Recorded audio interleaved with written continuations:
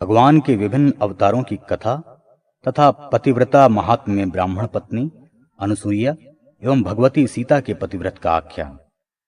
ब्रह्मा जी ने कहा, वेद आदि धर्मों की रक्षा के लिए और आसुरी धर्म के विनाश के लिए सर्वशक्तिमान भगवान हरि ने अवतार धारण किया और इन सूर्य चंद्रादि के वंशों का पालन पोषण किया।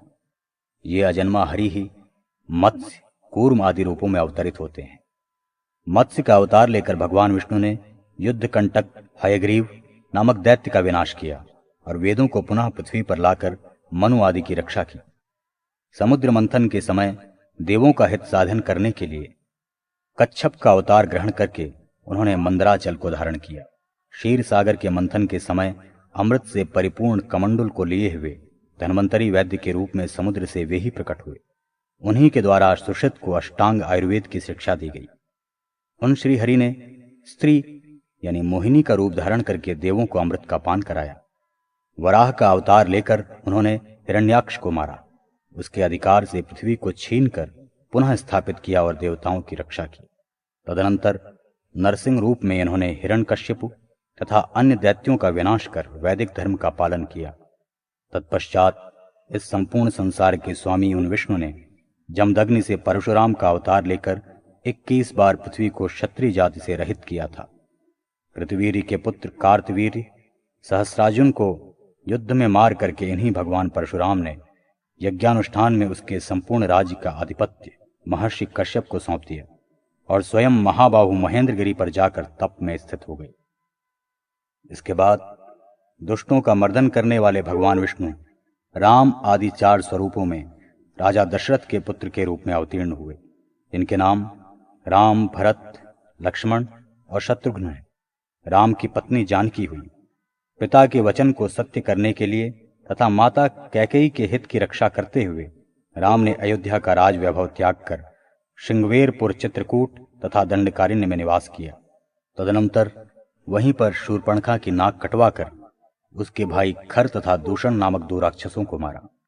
तत्पश्चात जानकी का अपहरण करने वाले दैत्याधिपति रावण का वध कर उसके छोटे भाई विभीषण को लंकापुरी में राक्षसों के राजा के रूप में अभिषिक्त किया।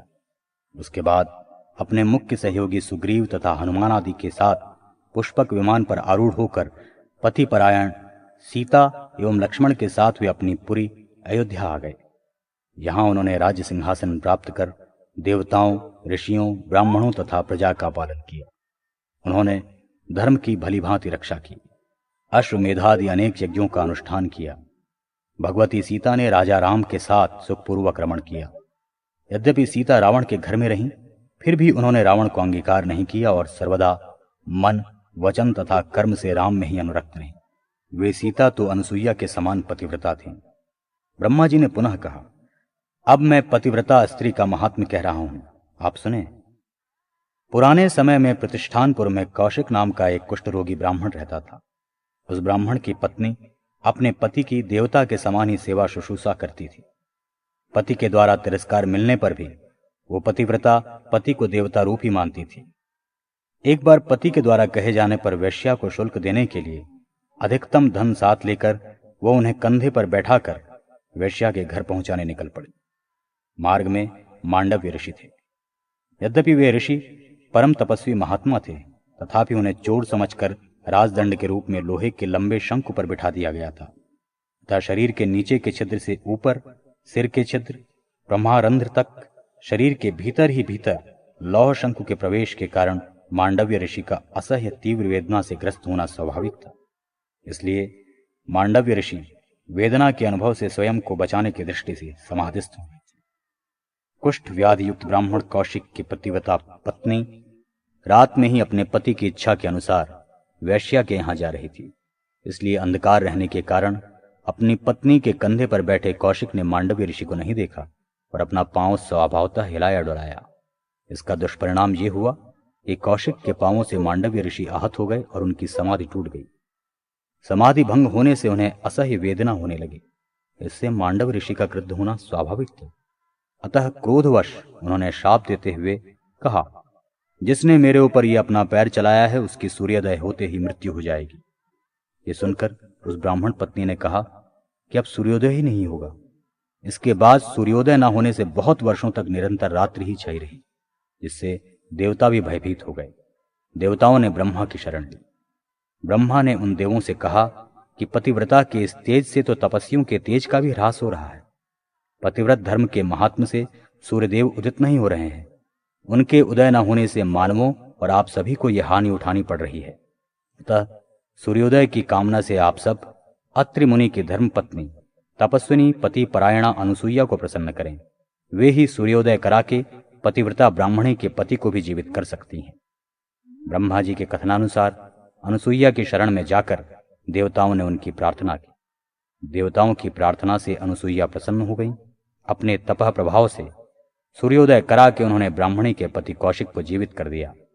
इन महातपस्विनी पतिव्रता की अपेक्षा सीता और अधिक पति परायणा थी। रामचरित वर्णन, रामायण की कथा। ब्रह्मा जी ने कहा, अब मैं रामायण का वर्णन करता हूं, जिसके श्रवण मात्र से समस्त पापों का विनाश हो जाता है। भगवान विष्णु के नाभि कमल से ब्रह्मा की उत्पत्ति हुई। ब्रह्मा से मरीचि, मरीचि से कश्यप, कश्यप से सूर्य, सूर्य से वैवस्वत मनु हुए, वैवस्वत मनु से इक्ष्वाकु हुए। इन्हीं इक्ष्वाकु के वंश में रघु का जन्म हुआ। रघु के पुत्र अज से दशरथ नामक महाप्रतापी राजा ने जन्म लिया। उनके महान बल और पराक्रम वाले 4 पुत्र हुए। कौसल्या से राम, कैकेयी से भरत और सुमित्रा से लक्ष्मण तथा शत्रुघ्न का जन्म हुआ। माता पिता के भक्त श्री राम ने महामुनि विश्वामित्र से अस्त्र शस्त्र की शिक्षा प्राप्त कर ताड़का नामक यक्षिणी का विनाश किया। विश्वामित्र के यज्ञ में बलशाली राम के द्वारा ही सुबाहु नामक राक्षस मारा गया। जनकराज के यज्ञ स्थल में पहुंचकर उन्होंने जानकी का पाणी ग्रहण किया। वीर लक्ष्मण ने उर्मिला, भरत ने कुशध्वज की पुत्री मांडवी तथा शत्रुघ्न ने कीर्तिमती का पाणी ग्रहण किया। यह महाराज कुशध्वज की पुत्री थी। विवाह के पश्चात अयोध्या में जाकर चारों भाई पिता के साथ रहने लगे। भरत और शत्रुघ्न अपने मामा युधाजित के यहाँ चले गए। उन दोनों के ननिहाल जाने के बाद नृपश्रेष्ठ महाराज दशरथ राम को राज्य देने के लिए उद्यत हुए। उसी समय कैकेयी ने राम को 14 वर्ष वन में रहने का दशरथ जी से वर मांग लिया। अतः लक्ष्मण और सीता सहित मर्यादा पुरुषोत्तम श्री राम पिता के हित की रक्षा के लिए राज्य को तृणवत त्याग कर श्रृंगवेरपुर चले गए। वहां पर रथ का भी परित्याग कर वे सभी प्रयाग गए और वहां से चित्रकूट में जाकर रहने लगे। इधर राम के वियोग से दुखित महाराज दशरथ शरीर का परित्याग कर स्वर्ग पधार गए। मामा के घर से आकर भरत ने पिता का अंतिम संस्कार किया। तदनंतर वे दल बल के साथ राम के पास पहुंचे। उन्होंने विनम्रता पूर्वक अपने ज्येष्ठ भ्राता श्री राम से कहा, हे महामते, आप अयोध्या लौट चलें और वहां का राज्य करें। राम ने राज्य के प्रति अनिच्छा प्रकट कर दी और भरत को अपनी पादुका देकर राज्य की रक्षा के लिए वापस अयोध्या भेज दिया। भरत वहां से लौटकर राम के प्रतिनिधि रूप में राज्य कार्य देखने लगे। तपस्वी भरत ने नंदीग्राम में ही रहकर राज्य का संचालन किया।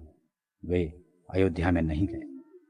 राम भी चित्रकूट छोड़कर अत्रि मुनि के आश्रम में चले आए। तदनंतर वहां उन्होंने सुतीक्ष्ण और अगस्त्य मुनि के आश्रम में जाकर उन्हें प्रणाम किया और उसके बाद वे दंडिकारण्य चले गए। वहां उन सभी का भक्षण करने के लिए शूर्पणखा नाम की एक राक्षसी आ धमकी। अतः रामचंद्र ने नाक कान कटवाकर उस राक्षसी को वहां से भगा दिया। उसने जाकर खर दूषण तथा त्रिशिरा नाम के राक्षसों को युद्ध के लिए प्रेरित किया। 14,000 राक्षसों की सेना लेकर उन लोगों ने राम पर आक्रमण कर दिया। राम ने अपने बाणों से उन राक्षसों को यमपुर भेज दिया। राक्षसी शूर्पणखा से प्रेरित रावण सीता का हरण करने के लिए वहां त्रिदंडी सन्यासी का वेश धरकर मृगरूपधारी मारीच की अगुवाई में आ पहुंचा। मृग का चर्म प्राप्त करने के लिए सीता से प्रेरित राम ने मारीच को मार डाला।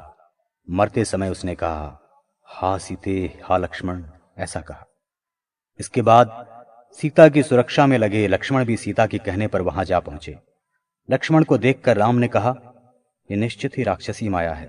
सीता का हरण अवश्य हो गया होगा। इसी बीच बलि रावण अवसर पाकर अंक में सीता को लेकर जटायु को क्षत विक्षत कर लंका चला गया। वहां पहुंचकर उसने राक्षसियों की निगरानी में सीता को अशोक वृक्ष की छाया में ठहरा दिया। राम ने आकर पर्णशाला को सूनी देखा। वे अत्यंत दुखित हो उठे। उसके बाद वे सीता की खोज में निकल पड़े। मार्ग में उन्होंने जटायु का अंतिम संस्कार किया और उसी के कहने से वे दक्षिण दिशा की ओर चल पड़े। उस दिशा में आगे बढ़ने पर सुग्रीव के साथ राम की मित्रता हुई। उन्होंने अपने तीक्ष्ण बाण से 7 ताल वृक्षों का भेदन किया तथा बाली को मारकर किष्किंधा में रहने वाले वानरों के राजा के रूप में सुग्रीव को अभिषिक्त किया और स्वयं जाकर तृष्यमुख पर्वत पर निवास करने लगे। सुग्रीव ने पर्वताकार शरीर वाले उत्साह से भरे हुए वानरों को सीता की खोज में पूर्वादि दिशाओं में भेजा। वे सभी वानर जो पूर्व, पश्चिम और उत्तर की दिशाओं में गए थे खाली हाथ वापस लौट आए, किंतु जो लोग दक्षिण दिशा में गए थे उन्होंने वन, पर्वत, द्वीप तथा नदियों के तटों को खोज डाला, पर जानकी का कुछ भी पता न चल सका। अंत में हताश होकर उन सब ने मरने का निश्चय किया। संपत्ति के वचन से सीता की जानकारी प्राप्त करके कपिश्रेष्ठ हनुमान जी ने शतयोजन विस्तृत समुद्र को लांघकर लंका में अशोक वाटिका के अंदर रह रही सीता का दर्शन किया, जिनका तिरस्कार राक्षसियों और रावण स्वयं करता था। इन सबके द्वारा बारंबार यह कहा जा रहा था, रावण नहीं बन जाओ, किंतु वे हृदय में सदैव राम का ही चिंतन करती थी। हनुमान ने सीता को कौसल्यानंदन राम के द्वारा दी गई अंगूठी देकर अपना परिचय देते हुए कहा कि हे मैथिली, मैं श्री राम का दूत हूं। अब आप दुख न करें, आप मुझे कोई अपना चिन्ह विशेष दें जिससे भगवान श्री राम आपको समझ सकें। हनुमान का यह वचन सुनकर सीता ने अपना चूड़ामणि उतार कर दे दिया और कहा, हे कपिराज, राम जितना ही शीघ्र हो सके उतना ही शीघ्र मुझको यहां से ले चलें, ऐसा आप उनसे कहिएगा। हनुमान ने कहा कि ऐसा ही होगा। तदनंतर वे उस दिव्य अशोक वन को विध्वंस करने लगे। उसे विनष्ट कर उन्होंने रावण के पुत्र अक्ष तथा अन्य राक्षसों को मार डाला और स्वयं मेघनाद के पाश में बंदी भी बन गए। रावण को देखकर हनुमान ने कहा कि हे रावण, मैं श्री राम का दूत हनुमान हूं, आप राम को सीता लौटा दें। ये सुनकर रावण क्रुद्ध हो गया। उसने उनकी पूंछ में आग लगा दी। महाबली हनुमान ने उस जलती हुई पूंछ से लंका को जला डाला। वे पुनः राम के पास लौट आए और बताया कि मैंने सीता माता को देखा। तदनंतर हनुमान जी ने सीता द्वारा दिया गया चूड़ामणि उन्हें दिया। इसके बाद सुग्रीव, हनुमान, अंगद तथा लक्ष्मण के साथ राम लंकापुरी में जा पहुंचे। रावण का भाई विभीषण भी राम की शरण में आ गया। श्री राम ने उसे लंका के राजपथ पर अभिषिक्त कर दिया। राम ने नल के द्वारा सेतु का निर्माण कराकर समुद्र को पार किया था। सुवेल पर्वत पर उपस्थित होकर उन्होंने लंकापुरी को देखा। तदनंतर नील, अंगद, नलादि मुख्य वानरों तथा धूम्राक्ष, वीरेंद्र तथा ऋक्षपति, जाम्बवान, मैंद, द्विविद आदि मुख्य वीरों ने लंकापुरी को नष्ट कर डाला। विशाल शरीर वाले काले काले पहाड़ के समान राक्षसों को अपनी वानरी सेना के साथ राम लक्ष्मण ने मार गिराया।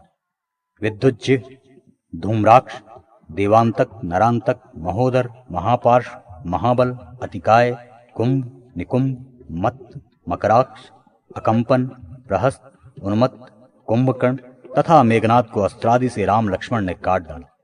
तदनंतर उन महापराक्रमी श्री राम ने 20 भुजाओं के समूह को छिन्न भिन्न करके रावण को भी धराशायी कर दिया।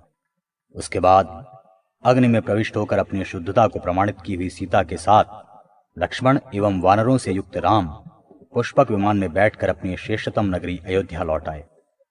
वहां पर राज सिंहासन प्राप्त कर उन्होंने प्रजा का पुत्रवत पालन करते हुए राज्य किया। 10 अश्वमेध यज्ञों का अनुष्ठान करके राम ने गया तीर्थ में पितरों को विधिवत पिंडदान दिया और ब्राह्मणों को विभिन्न प्रकार का दान देकर कुश और लव को राज्य सिंहासन सौंप दिया। राम ने 11,000 वर्ष तक राज्य किया। शत्रुघ्न ने लवण नामक दैत्य का विनाश किया। भरत के द्वारा शैलूष नामक गंधर्व मारे गए। इसके पश्चात उन सभी ने अगस्त्यादि मुनियों को प्रणाम करके उनसे राक्षसों की उत्पत्ति की कथा सुनी। तदनंतर अपने अवतार का प्रयोजन पूर्ण करके भगवान श्री राम अयोध्या में रहने वाले प्रजा के साथ स्वर्गलोक को चले। हरिवंश वर्णन। श्री कृष्ण कथा। ब्रह्मा जी ने कहा, अब मैं हरिवंश का वर्णन करूंगा जो भगवान कृष्ण के महात्म्य से परिपूर्ण होने के कारण श्रेष्ठतम है।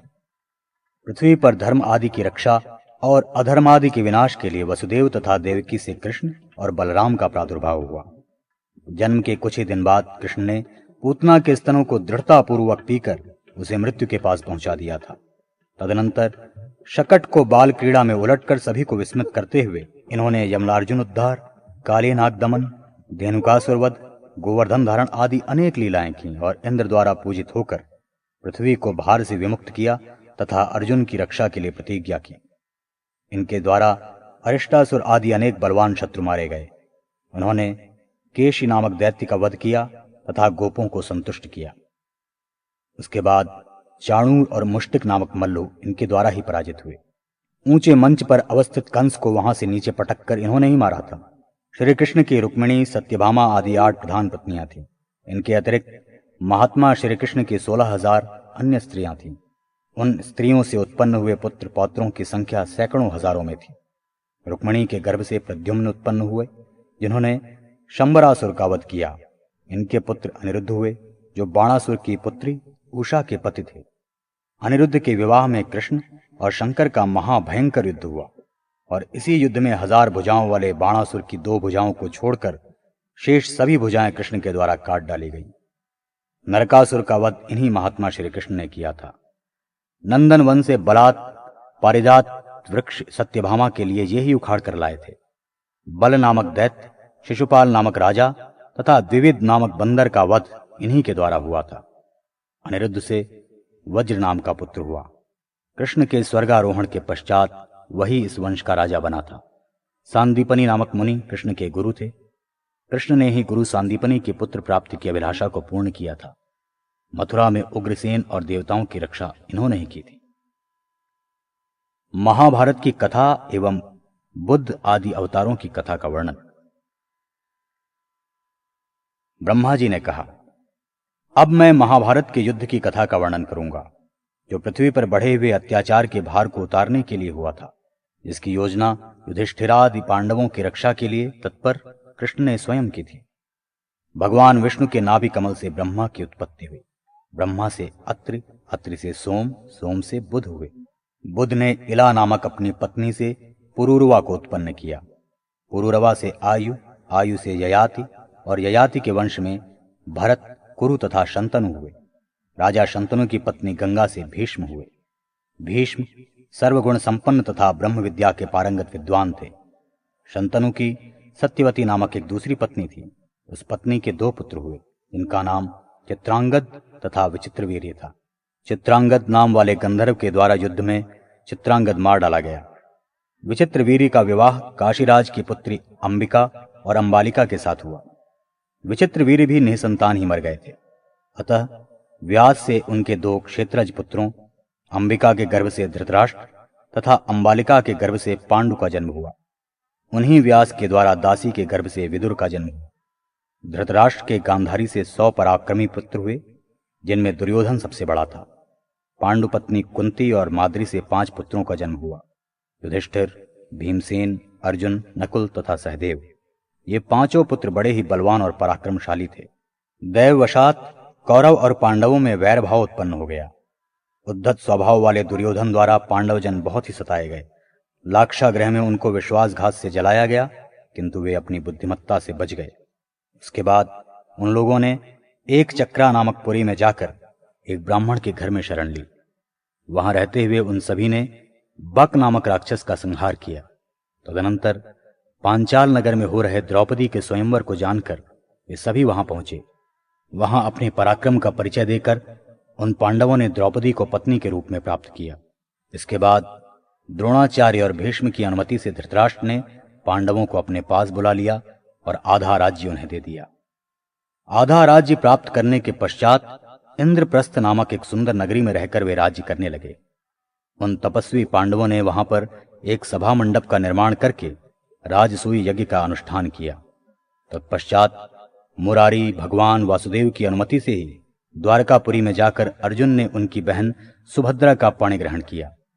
उन्होंने अग्निदेव से नंदिघोष नामक दिव्य रथ, तीनों लोकों में प्रसिद्ध गांडीव नाम का श्रेष्ठतम दिव्य धनुष, अविनाशी बाण तथा अभेद कवच प्राप्त हुआ। उसी धनुष से कृष्ण के सहचर वीर अर्जुन ने अग्नि को खांडव वन में संतुष्ट किया था। दिग्विजय में देश देशांतर के राजाओं को जीतकर उनसे प्राप्त रत्न राशि लाकर उन्होंने अपने नीतिपरायण ज्येष्ठ भ्राता युधिष्ठिर को सौंप दी। भाइयों के साथ धर्मराज युधिष्ठिर, कर्ण, दुशासन और शकुनी के मन में स्थित पापी दुर्योधन के द्वारा द्यूत क्रीड़ा के मायाजाल में जीत लिए गए। उसके बाद 12 वर्षों तक उन्हें वन में महान कष्ट उठाना पड़ा। तदनंतर धौम्य ऋषि तथा अन्य मुनियों के साथ द्रौपदी सहित वे 5 पांडव विराटनगर गए और गुप्त रूप से वहां रहने लगे। 1 वर्ष तक वहां रहकर दुर्योधन द्वारा हरण की जाती हुई गायों का प्रत्याहरण करके अर्थात वापस लौटाकर वे अपने राज्य में जा पहुंचे। सम्मान पूर्वक दुर्योधन से उन्होंने अपने आधे राज्य के हिस्से के रूप में 5 गांव मांगे, किंतु दुर्योधन से वे भी प्राप्त न हो सके। अतः कुरुक्षेत्र के मैदान में उन वीरों को युद्ध करना पड़ा। उसमें पांडवों की ओर से 7 दिव्य अक्षौहिणी सेना थी और दुर्योधनादि 11 अक्षौहिणी सेना से युक्त थे। यह युद्ध देवासुर संग्राम के समान महाभयंकर हुआ था। सबसे पहले दुर्योधन की सेना के सेनापति भीष्म हुए और पांडवों का सेनापति शिखंडी बना। उन दोनों के बीच में शस्त्र से शस्त्र तथा बाण से बाण भिड़ गए। 10 दिनों तक महाभयंकर युद्ध होता रहा। शिखंडी और अर्जुन के सैकड़ों बाणों में बिंधकर भीष्म धाराशायी हो गए, किंतु इच्छा मृत्यु का वरदान होने से भीष्म की उस समय मृत्यु नहीं हुई। जब सूर्य उत्तरायण में आ गए तब धर्म संबंधित विभिन्न उपदेश देकर उन्होंने अपने पितरों का तर्पण किया और भगवान गदाधर का ध्यान करते हुए अंत में वे उस परम पद को प्राप्त हुए जहां पर आनंद ही आनंद है और जो निर्मल आत्माओं के लिए मुक्ति का स्थान है। तदनंतर सेनापति के पद पर द्रोणाचार्य आसीन हुए। उनका युद्ध पांडव सेनापति धृष्टद्युम्न के साथ हुआ। यह परम दारुण युद्ध 5 दिनों तक चलता रहा। जितने भी राजा उस युद्ध में सम्मिलित हुए वे सभी अर्जुन के द्वारा मारे गए। पुत्र शोक का समाचार सुनकर द्रोणाचार्य उस शोक के सागर में डूबकर मर गए। इसके बाद वीर अर्जुन से लड़ने के लिए कर्ण युद्ध भूमि में आया। 2 दिनों तक महाभयानक युद्ध करके वो भी उनके द्वारा प्रयुक्त अस्त्रों से न बच सका। तत्पश्चात शल्य धर्मराज से युद्ध करने के लिए गया। अपराह्न काल होने के पूर्व ही धर्मराज के तीक्ष्ण बाणों से वो भी चल बसा। तदनंतर कालांतक यमराज के समान क्रुद्ध दुर्योधन गदा लेकर भीमसेन को मारने के लिए दौड़ा, किंतु वीर भीमसेन ने अपनी गदा से उसे गिरा दिया। उसके बाद द्रोण पुत्र अश्वत्थामा ने रात्रि में सोई हुई पांडवों की सेना पर आक्रमण कर दिया। अपने पिता के वध का स्मरण करके उसने बड़ी ही बहादुरी से बहुतों को मौत के घाट उतार दिया। धृष्टद्युम्न का वध करके उसने द्रौपदी के पुत्रों को भी मार डाला। इस प्रकार पुत्रों का वध होने से दुखित एवं रोती हुई द्रौपदी को देखकर अर्जुन ने अश्वत्थामा को परास्त कर ऐशिक नामक अस्त्र से उसके शिरोमणि को निकाल लिया। उसके बाद अत्यंत शोक संतप्त स्त्रीजनों को आश्वस्त करके धर्मराज युधिष्ठिर ने स्नान करके देवता और पितृजनों का तर्पण किया। तत्पश्चात भीष्म के द्वारा दिए गए सदुपदेशों से आश्वस्त महात्मा युधिष्ठिर पुनः राज्य कार्य में लग गए। अश्वमेध यज्ञ का अनुष्ठान करके उन्होंने भगवान विष्णु का पूजन किया तथा विधिवत ब्राह्मणों को दक्षिणादि देकर संतुष्ट किया।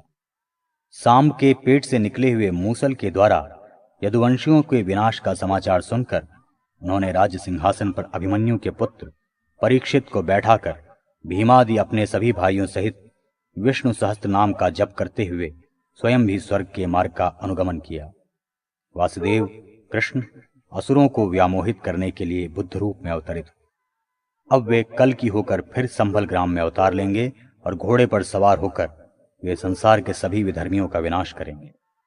अधर्म को दूर करने के लिए सत्वगुण प्रधान देवता आदि की रक्षा और दुष्टों का संहार करने के निमित्त भगवान विष्णु का समय समय पर वैसे ही अवतार होता है जैसे समुद्र मंथन के समय धन्वंतरी होकर उन्होंने देवता आदि की रक्षा के लिए विश्वामित्र के पुत्र महात्मा सुश्रुत को आयुर्वेद का उपदेश दिया था।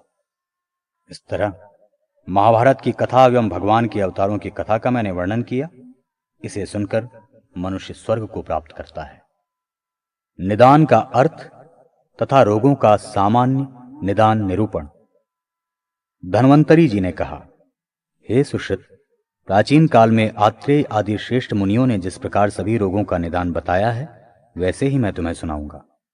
पापमा, ज्वर, व्याधि, विकार, दुख, आमय, यक्ष्मा, आतंक, गद और आबाद ये पर्यायवाची शब्द हैं। रोग के ज्ञान के 5 उपाय हैं: निदान, पूर्वरूप, रूप, उपशय और संप्राप्ति। निमित्त, हेतु, आयतन, प्रत्यय, उत्थान तथा कारण, इन पर्यायों से निदान कहा जाता है। अर्थात निमित्त आदि शब्दों से जिस वस्तु का निश्चय होता है वही निदान है। दोष विशेष के ज्ञान के बिना ही उत्पन्न होने वाला रोग जिन लक्षणों से जाना जाता है उसे पूर्व रूप कहते हैं। यह पूर्व रूप सामान्य और विशिष्ट भेद से दो प्रकार का होता है। ये उत्पद्यमान रोग जिन लक्षणों से जाना जाता है उन लक्षणों को अल्पता के कारण थोड़ा व्यक्त होने से पूर्व रूप कहा जाता है। वही पूर्व रूप व्यक्त हो जाने पर रूप कहलाता है। संस्थान, व्यंजन, लिंग, लक्षण, चिन्ह और आकृति ये रूप के पर्यायवाची शब्द हैं। हेतु विपरीत, व्याधि विपरीत, हेतु व्याधि उभय विपरीत तथा हेतु विपरीत अर्थकारी, व्याधि विपरीत अर्थकारी और हेतु व्याधि उभय विपरीत अर्थकारी। औषध, अन्न तथा विहार के परिणाम में सुखदायक उपयोग को उपशय कहते हैं। इसी का नाम सात्म्य भी है। उपशय के विपरीत अनुपशय होता है। इसका दूसरा नाम व्याधि सात्म्य है। दोष जिस प्रकार निदानों से दूषित होकर विसर्पण करते हुए रोग को उत्पन्न करता है उसे संप्राप्ति कहा जाता है। उसके पर्यायवाची शब्द हैं जाति तथा आगति। संख्या, विकल्प, प्राधान्य, बल और व्याधि काल की विशेषताओं के आधार पर उस संप्राप्ति के भेद किए जाते हैं। जैसे इसी शास्त्र में बताया जाएगा कि ज्वर के 8 भेद होते हैं। रोगोत्पत्ति में कारणभूत दोषों की अंशांश कल्पना का विवेचन, विकल्प संप्राप्ति, स्वतंत्रता और परतंत्रता द्वारा दोषों का प्राधान्य या अप्राधान्य विवेचन, प्राधान्य संप्राप्ति, हेतु पूर्व रूप और रूप की संपूर्णता अथवा अल्पता के द्वारा बल या अबल का विवेचन, बल संप्राप्ति और दोषानुसार रात्रि, दिन, ऋतु एवं भोजन के अंश के द्वारा रोग काल के ज्ञान को काल संप्राप्ति समझना चाहिए। इस प्रकार निदान के सामान्य अभिध्येयों का निरूपण किया गया है। संप्रति उनका विस्तार से वर्णन किया जाएगा। सभी रोगों के मूल कारण कुपित दोष ही है, किंतु दोष प्रकोप का भी कारण अनेक प्रकार के अहितकर पदार्थों का सेवन है। ये अहित सेवन 3 प्रकार का होता है। इन 3 योगों को पहले बताया जा चुका है। वात प्रकोप का निदान, तिक्त, उष्ण, कटु, कषाय, अम्ल और रूक्ष खाद्यान्यों का असंयमित आहार, दौड़ना, जोर से बोलना, रात्रि जागरण तथा उच्च भाषण, कार्यों में विशेष अनुरक्ति, भय, शोक, चिंता, व्यायाम एवं मैथुन करने से शरीर के अंतर्गत विद्यमान वायु प्रकोपित हो जाती है। विशेषतः यह वायु विकार ग्रीष्म ऋतु के दिन तथा रात्रि में भोजन करने के पश्चात पाक के अंत में होता है। पित्त प्रकोप का निदान, कटु, अम्ल, तीक्ष्ण, उष्ण, लवण तथा क्रोधोत्पादक एवं दाहोत्पादक आहार करने से पित्त प्रकोपित होता है। पित्त का ये प्रकोप शरद ऋतु के मध्याह्न, अर्धरात्रि तथा अन्य दाह उत्पन्न करने वाले क्षणों में विशेष रूप से होता है। कफ प्रकोप का निदान, मधुर, अम्ल, लवण, स्निग्ध, गुरु, अभिष्यंदी तथा शीतल भोजनों के प्रयोग से, बैठे रहने से, निद्रा से, सुख से, भोग से, अजीर्ण से, दिवाशयन से, अत्यंत बलकारक पदार्थ के प्रयोग से, वमन आदि न करने से, भोजन के परिपाक के प्रारंभ काल में, दिन के प्रथम भाग में तथा रात्रि के प्रथम भाग में कफ कुपित होता है।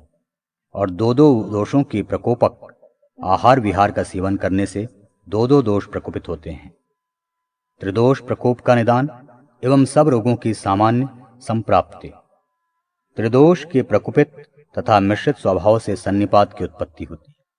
संकीर्ण भोजन, अजीर्णता में भोजन, विषम तथा विरुद्ध भोजन, मद्यपान, सूखे शाक, कच्ची मूली, पिण्याक, मृत्युवत्सर, पूत, शुष्क, कृषा, मांस तथा मत्स्यादि का भक्षण करने से वात, पित्त एवं श्लेष्मोत्पादक विभिन्न पदार्थों के उपभोग से आहार्य अन्न का परिवर्तन, धातुजन्य दोष, वात, पित्त, श्लेष्मा का परस्पर मिलकर उपद्रव करने से शरीर में ये विकार उत्पन्न होता है।